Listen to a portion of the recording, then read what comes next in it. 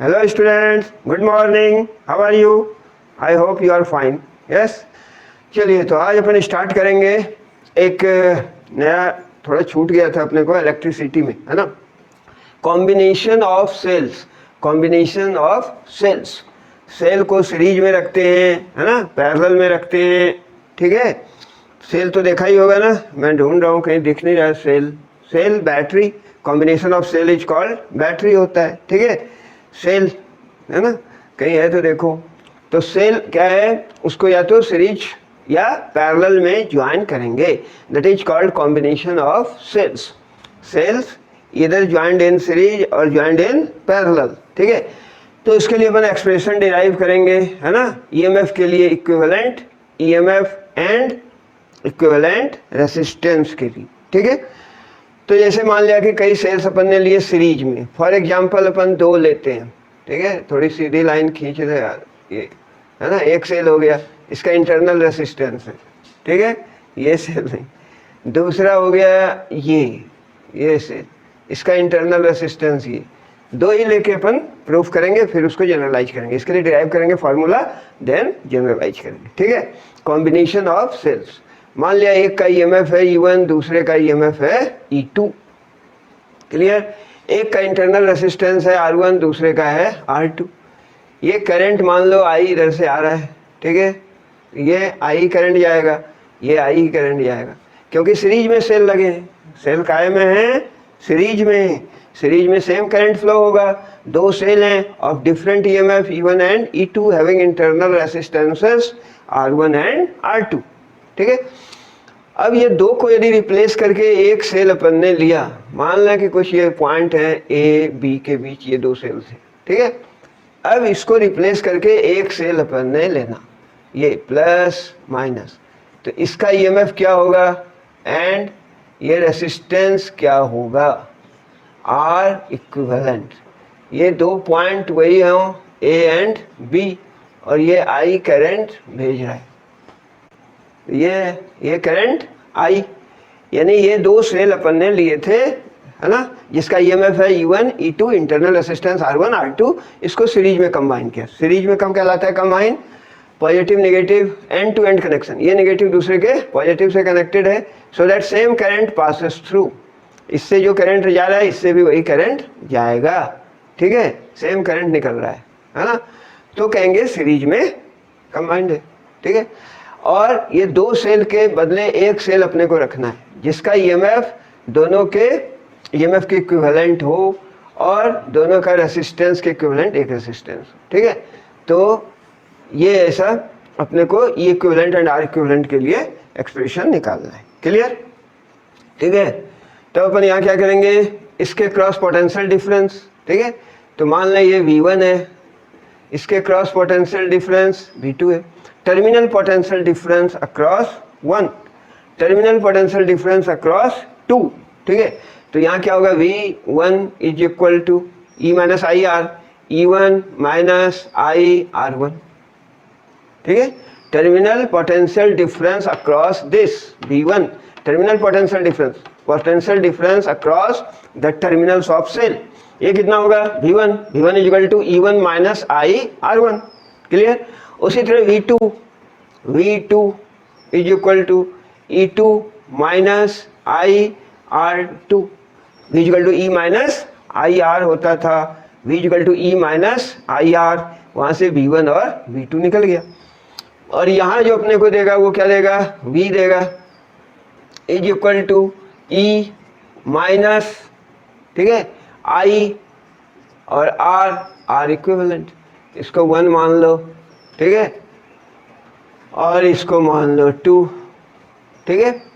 V कितना होगा, ये 2 सेल सीरीज में है, इसको रिप्लेस कर रहा है ये सेल, तो इसका ईएमएफ इक्विवेलेंट और रेसिस्टेंस इस दोनों का इक्विवेलेंट R इक्विवेलेंट।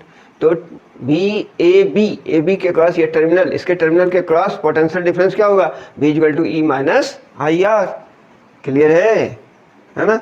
उसी तरह यहाँ V1 निकाल लिया, V2 निकाल लिया, but now V is equal to V1 plus V2। AB के क्रॉस जो पोटेंशियल डिफरेंस होगा, AB के अक्रॉस जो पोटेंशियल डिफरेंस होगा वो होगा V, ठीक है। तो V बराबर क्या होगा, वी ए बी के क्रॉस दिस मच, तो V equal to V1 plus V2, series में पोटेंशियल डिफरेंस ऐड हो जाता है तो V1 प्लस V2, क्लियर। अब वैल्यू रख दो फ्रॉम 1 and 2, ठीक है, इधर लिख देता हूँ फ्रॉम 1 and 2, कर लो यहाँ से, from equations 1 and 2 we have V is equal to that much, E equivalent minus I R equivalent is equal to, ये वैल्यू रखना है अपने को, क्लियर। तो ये वैल्यू रख लो, क्या है V1 प्लस V2, तो ये हो गया E1 minus I R1 plus E2 minus I R2, E1 minus I R1, E2 minus I R2, V1 plus V2, इसको रीअरेंज कर लो तो आ जाएगा E equivalent minus I R equivalent is equal to, rearrange कर लो तो ये हो गया E1 plus E2 minus I R1 plus R2, ठीक है। ये कितना हो गया, E equivalent minus I R equivalent is equal to E1 plus E2, minus common ले लो तो हो गया माइनस आई कॉमन R1 प्लस R2, ठीक है। अब दोनों को कंपेयर करो, on comparison both sides, E equivalent is equal to this much and R equivalent is equal to this much, clear. तो इसको अब लिख देते हैं अपन, है ना। तो when two cells are combined in series, जब सीरीज में कंबाइन करेंगे तो उसका इक्विवेलेंट EMF क्या होगा, ठीक है।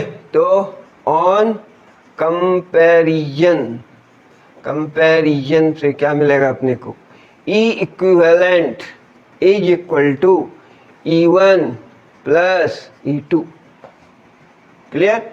अगर सीरीज में है तो दोनों सेल का जो EMF है वो ऐड हो जाएगा, and what will be the R equivalent, I into R, R equivalent R1 plus R2, ठीक है। This is the desired result, है ना। यानी E equivalent is equal to E1 plus E2 plus EN। यहाँ पर ने फॉर एग्जांपल 2 सेल लिया था फॉर सिंपलिसिटी, ठीक है। अगर n सेल ले लिया तो EMF क्या होगा, सीरीज में ऐड हो जाएगा, और R इक्विवेलेंट वो भी ऐड हो जाएगा सीरीज में, जैसे रेसिस्टेंस ऐड होता था R1 plus R2 plus RN, clear. EMF add हो जाएगा, उसी तरह इक्विवेलेंट रेसिस्टेंस सीरीज में ऐड हो जाता है ना। तो सीरीज कॉम्बिनेशन में EMF क्या होगा, बढ़ जाएगा, प्लस हो जाएगा, क्लियर। तो ये फार्मूला अपन ने E इक्विवेलेंट, सीरीज में यदि सेल्स हैं having EMF E1 E2 EN, तो E equivalent EMF is given by sum of individual EMFs, ठीक है। एंड I इक्विवेलेंट भी सबके सम के बराबर होगा, क्लियर। चलिए, है ना। अब इस पर कोई सिंपल, जैसे कि इसको अपन थोड़ा सा इंटरप्रेट करें या थोड़ा सा एक्सप्लेन करें कि मान लो इफ, यदि ऐसा हो E1 is equal to E2 is equal to EN हो, and R1 is equal to R2 और इज इक्वल टू E हो, हाँ, RN, R1 is equal to R2 is equal to RN is equal to R, यानी जो cell लगे हैं ना सबका EMF सेम हो और सारे का इंटरनल रेसिस्टेंस सेम हो, तो उस केस में क्या होगा, जो नेट होगा EMF क्या होगा, अगर n है तो n टाइम्स दिस, क्लियर। और E इक्विवेलेंट, उसी तरह R इक्विवेलेंट, ये भी क्या होगा, R R R R n times R हो जाएगा, क्लियर। अगर सीरीज में हो तो, अगर सारे का EMF सेम है, n सेल्स लगे हैं, तो नेट EMF जो है वो क्या होगा, equivalent n times EMF of each, और R equivalent n times resistance of each, internal resistance in fact, ठीक है। मान लें कि कोई ऐसा एक, इस पर ऐसे तो न्यूमेरिकल वगैरह बनते हैं, मान लो अपने को सारे सेल दिए हुए हैं 1 2 3, ऐसे ऐसे 10 सेल दिए हुए हैं, है ना, ऐसे ऐसे 10 सेल दिए हुए हैं, 10 सेल्स ऑफ EMF E, सारे EMF ईच का है E, 10 सेल्स दिए हुए, ये सीरीज में ज्वाइंड है, ठीक है। और सारे का इंटरनल रेसिस्टेंस R दिया हुआ है, ठीक है, सारे का इंटरनल रेसिस्टेंस R है, इसको अक्रॉस एक्सटर्नल रेसिस्टर R से कनेक्ट कर दिया, ठीक है। तो करंट कितना होगा इसमें, current I is equal to what, तो टोटल ईएमएफ लेंगे। हाँ, लेकिन ये दो का जो है, ये देखो प्लस माइनस, माइनस प्लस से जुड़ा है, बट यहाँ क्या है, दो की पोलरिटी चेंज है, माइनस प्लस, और ये यहाँ दो माइनस है, ठीक है, दो की पोलरिटी अपोजिट है। तो नेट करंट क्या होगा, बोलोगे 10 सेल है, 10 में 2 सेल का नेगेटिव हो गया, 2 माइनस हो गया, सबका ईएमएफ ई है, तो 10 में 2 माइनस हो गया तो 8 हो जाएगा अपॉन दिस बाय दिस। लेकिन ऐसा नहीं होगा, क्या होगा, एक नेगेटिव इसको न्यूट्रलाइज करेगा, एक इसको कर दिया, है ना, तो 2 2 4 चले गए, बच गया कितना, 6E, 6 cell, 6E upon total resistance. ये तो प्लस माइनस नहीं होता इंटरनल रेसिस्टेंस, R 10 है ना, सबका रेसिस्टेंस क्या है, स्मॉल r है, तो 10 है, तो कितना हो गया 10R plus external resistor R। ये सर्किट में करंट होगा। समझ में आया?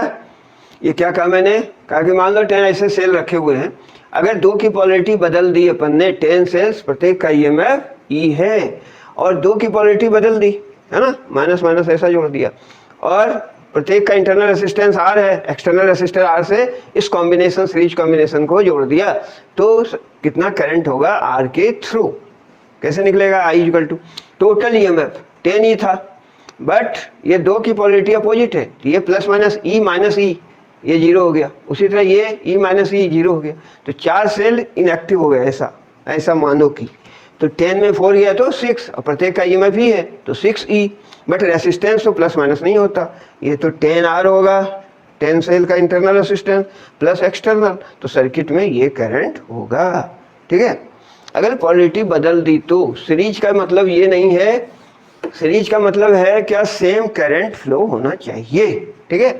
मान लो ऐसा सेल दिया हुआ है, ऐसा दिया हुआ है, तो इसका ईएमएफ E1 है, इसका E2 है, तो डायरेक्शन अपोजिट है, ये करंट इधर भेजेगा और ये करंट इस डायरेक्शन में भेजेगा, है ना, तो R मान लो R1 R2 इंटरनल रेसिस्टेंस है ना, तो नेट ईएमएफ क्या होगा सर्किट में, E1 माइनस E2 होगा, सीरीज में ही है। अगर ये प्लस माइनस होता, मान लो ऐसा होता प्लस माइनस यूं, ठीक है, तो उस केस में क्या होता, E1 प्लस E2 होता, लेकिन यदि माइनस और प्लस हो गया यूं, तो E1 माइनस E2 होगा नेट ईएमएफ। क्लियर?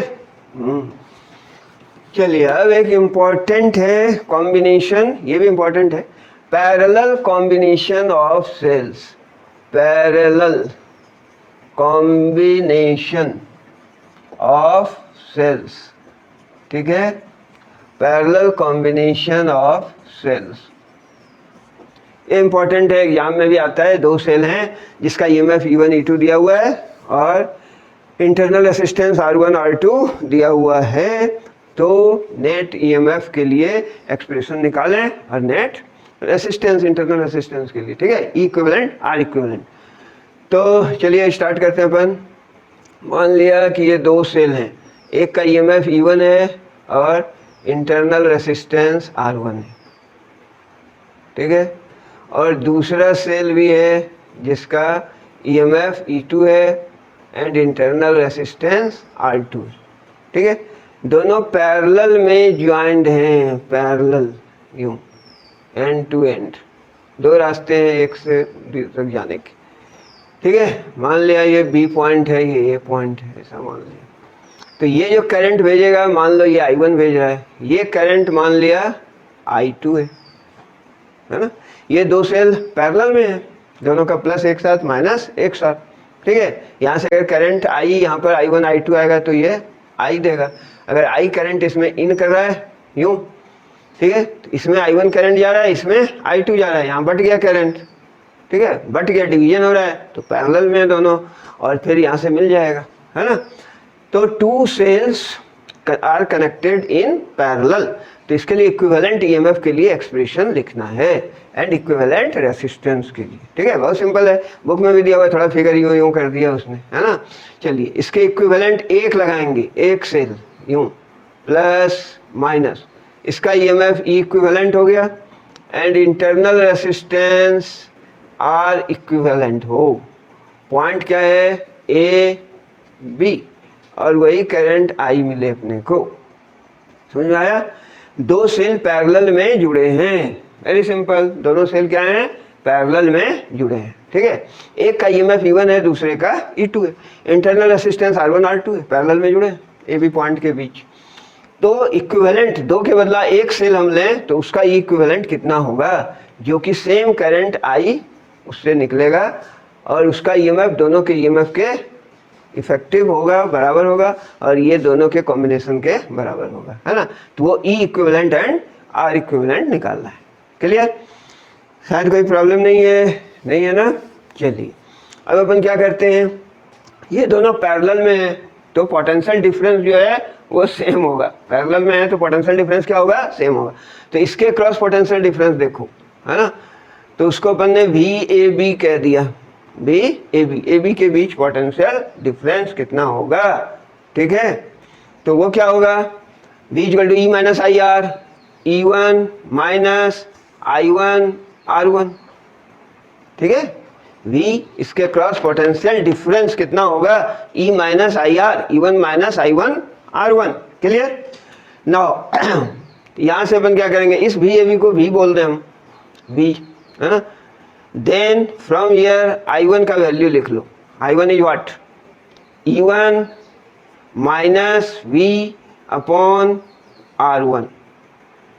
क्लियर? ये होगा, है ना। V इक्वल टू इसके क्रॉस टर्मिनल पोटेंशियल डिफरेंस कितना हुआ, E minus I R, E1 minus I1 R1। यहाँ से दिस क्वांटिटी इधर चला गया, plus I1 R1 equal to E1 minus V, तो I1 equal to E1 minus V upon R1, ठीक है। सिमिलरली यहाँ पर देखो V इज इक्वल टू क्या होगा, इसके क्रॉस जो टर्मिनल पोटेंशियल डिफरेंस होगा वो इसके क्रॉस होगा, दोनों पैरेलल में, तो इसके क्रॉस जो होगा वो भी V कहलाएगा। बट ये वैल्यू क्या है, E2 minus I2 R2, V equal to E minus I R. यहाँ से तो I2 निकाल सकते हैं, what is the value of I2, I2 will be E2 minus V upon R2। Clear? I2 equal to what, E2 minus V upon R2। ये हो गया I1 equation 1, ये हो गया I2, let it be equation 2। Clear? ये हो गया I1, ये हो गया I2। और पैरेलल में क्या होगा, करंट डिफरेंट होता है, so that I equal to I1 plus I2 होगा, है ना, ठीक है। अब इस यहाँ पर देखेंगे इस सर्किट में ये दो सेल के बदले एक सेल लगाया जो दोनों के सेल के इफेक्टिव ईएमएफ के बराबर ये है ना। तो यहाँ पर जो पोटेंशियल डिफरेंस होगा ये भी होगा, है ना। तो ऐसा लिख सकते हैं, बट यहाँ से देखें तो V is equal to what, V बराबर क्या होगा, वही E equivalent E minus I R equivalent, E minus I R equivalent, ठीक है। ये क्वेश्चन नंबर 2 हो गया।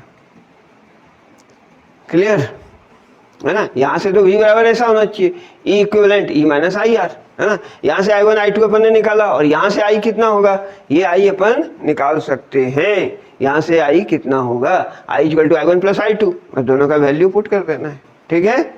चलिए तो वो काम कर लेते हैं अपन। तो यहाँ अपन लिखेंगे, चलिए इस हाफ में लिख देता हूँ, ये I is equal to I1 plus I2, I1 plus I2।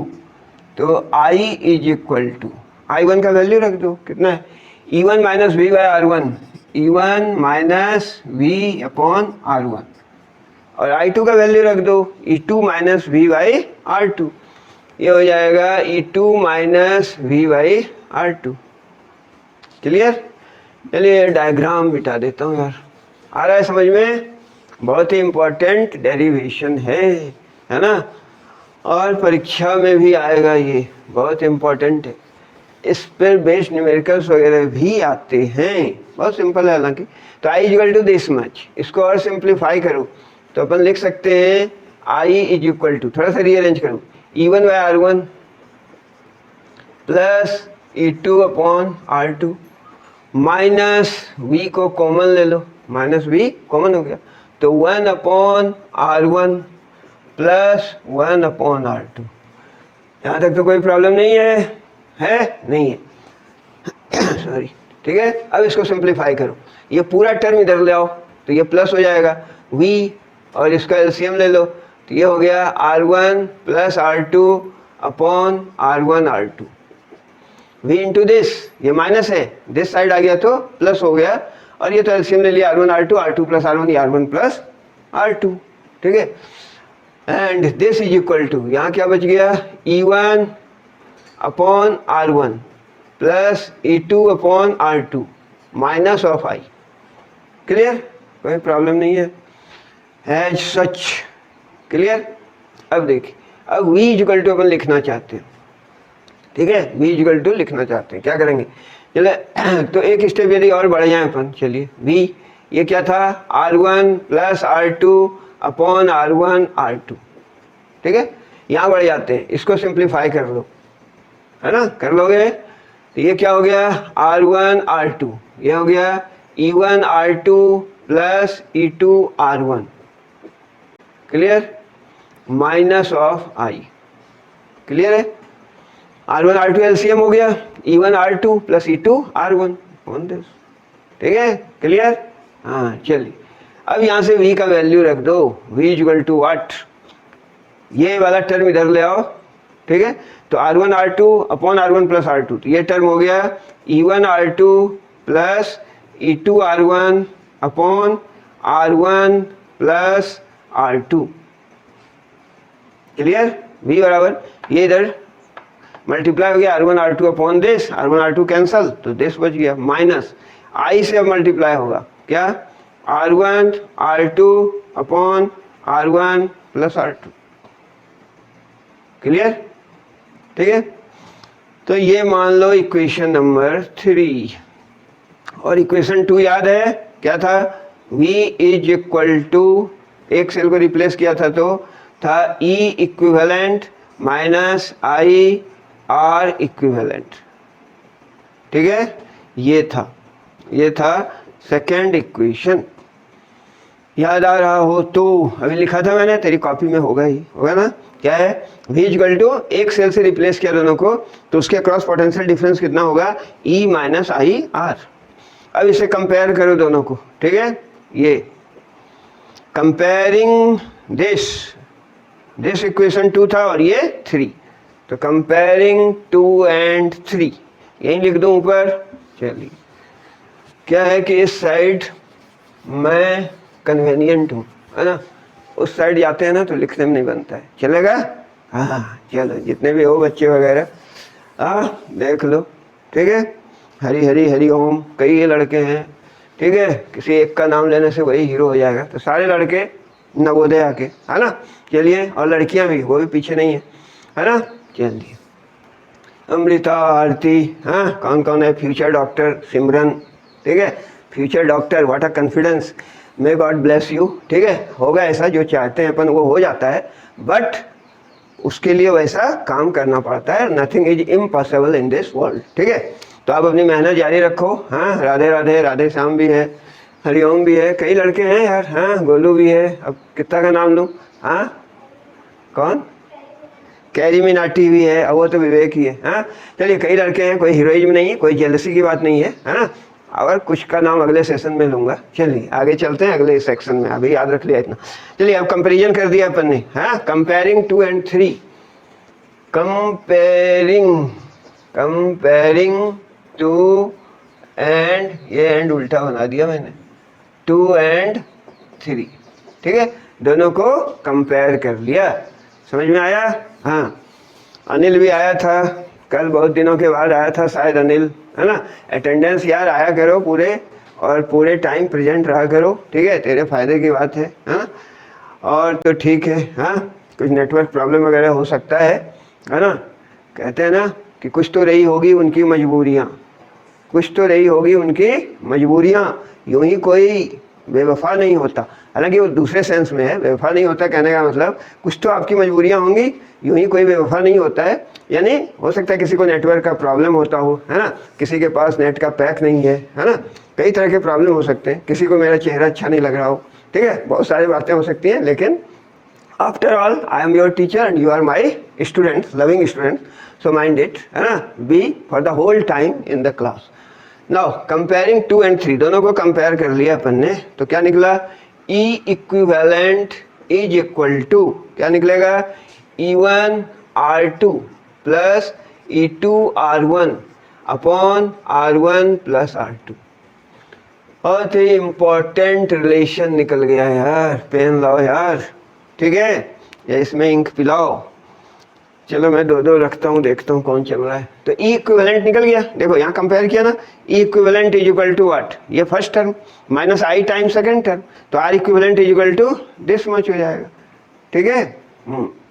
तो यहाँ से अगर हम देखें तो क्या हो जाएगा, E इक्विवेलेंट इतना हो गया, and R equivalent this much, R equivalent this much, R1 R2 upon R1 plus R2, ये तो समझ में आ गया। पैरेलल में दो रेसिस्टेंस जैसे होते हैं, R1 R2 bye R1 plus R2, parallel में दो रेसिस्टेंस जुड़ जाते हैं ना, तो R1 R2 upon R1 plus R2, clear. But EMF देखो ऐसा रिलेशन आएगा, याद भी रखना पड़ता है ना अपने को, हर जगह डिराइव तो नहीं करेंगे, है ना, न्यूमेरिकल्स वगैरह आएंगे तो E इक्विवेलेंट दो सेल जिसका EMF E1 E2 है और इंटरनल रेसिस्टेंस R1 R2 है, तो उसका इक्विवेलेंट EMF क्या होगा, E1 R2 plus E2 R1 upon R1 plus R2। जैसे वेटेड मीन निकलता है ना, मान लो कि यहाँ क्या हो रहा है, R1 R2 चला गया, E1 E2 बच गया, ऐसा नहीं होगा, ऐसा कट नहीं रहा है, मतलब थोड़ा दिमाग में रखने के लिए, है ना। तो E1 R2 plus E2 R1 bye R1 plus R2, दो सेल हैं, दो का EMF अगर दिया हुआ है, इंटरनल रेसिस्टेंस दिया हुआ है, तो one can find the equivalent EMF निकल जाएगा, है ना, निकल आएगा ना, और R इक्विवेलेंट भी निकल जाएगा। लेकिन अगर 3 सेल हो तो, 2 से ज़्यादा हो तो क्या फार्मूला होगा यार, तो थोड़ा प्रॉब्लम हो सकता है ना, ठीक है। अगर 3 हो तो देखो, तो उसके लिए एक वे यहाँ से निकलेगा, ये लिख लिया होगा तुम लोगों ने, वेरी सिंपल, हमारे बच्चे सब बड़े अच्छे हैं। चलिए आगे देखते हैं, है ना। E equivalent by R equivalent अगर कर दें, E equivalent upon R equivalent, divide करके देखो क्या हो रहा है, ये तो डिनोमिनेटर दोनों का कैंसिल हो गया, दिस बाय दिस होगा, तो हो जाएगा E1 by R1, E1 upon R1 plus E2 upon R2, और डॉट डॉट अगर कई हो तो यहाँ पर लिख सकते हैं। बहुत ही इंपॉर्टेंट रिलेशन, नहीं, अगर 2 से ज़्यादा सेल हो तो, 2 सेल है जिसका EMF क्या है, E1 E2 और इंटरनल रेसिस्टेंस है R1 R2, तो इक्विवेलेंट कैसे निकालेंगे, E1 R2 plus E2 R1 bye R1 plus R2, ठीक, वेरी सिंपल सर। लेकिन यदि 3 हो तो, यदि 3 हो तो क्या होगा, 4 हो, 5 हो, सारे का EMF दिया हुआ है, इंटरनल रेसिस्टेंस दिया हुआ है, तो कैसे निकालेंगे, है ना, इक्विवेलेंट। तो ये formula, this will be very useful, E equivalent by R equivalent, E1 by R1 plus E2 by R2 plus E3 by R3 plus E4 by R4 plus E5 by R5 plus dot dot dot dot EN by RN, है ना। अब इसमें क्या होगा, देखो तुमको E1 R1 दिया हुआ है, E2 R2 E3 R3 दिया हुआ है, वैल्यू रख दोगे, 3 का दिया है, 4 का दिया है, क्लियर। तो इधर से ये निकलेगा और ये बराबर होगा E equivalent by R equivalent. R equivalent तो सिंपल है पैरेलल में, है ना, तो R इक्विवेलेंट अपने को पहले निकाल लेंगे, मान लो 4 है 5 है जो भी है, पैरेलल में R इक्विवेलेंट निकल गया और ये वैल्यू भी निकल जाएगा, तो E इक्विवेलेंट निकल जाएगा, क्लियर।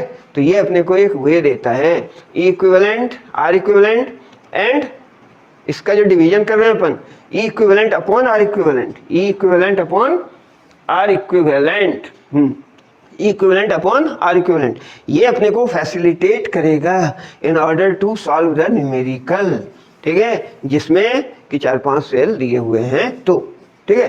तो ये था series and parallel combination, this formula once again very useful, है ना, बहुत यूजफुल है, ये डेरिवेशन बोर्ड एग्जाम में आते हैं, 2 cells connected in parallel, then find the value of expression for equivalent EMF and equivalent resistance, ठीक है। और प्रॉब्लम में भी ऑफ कोर्स काम आएंगे, ये रिजल्ट भी काम आएगा, ठीक है।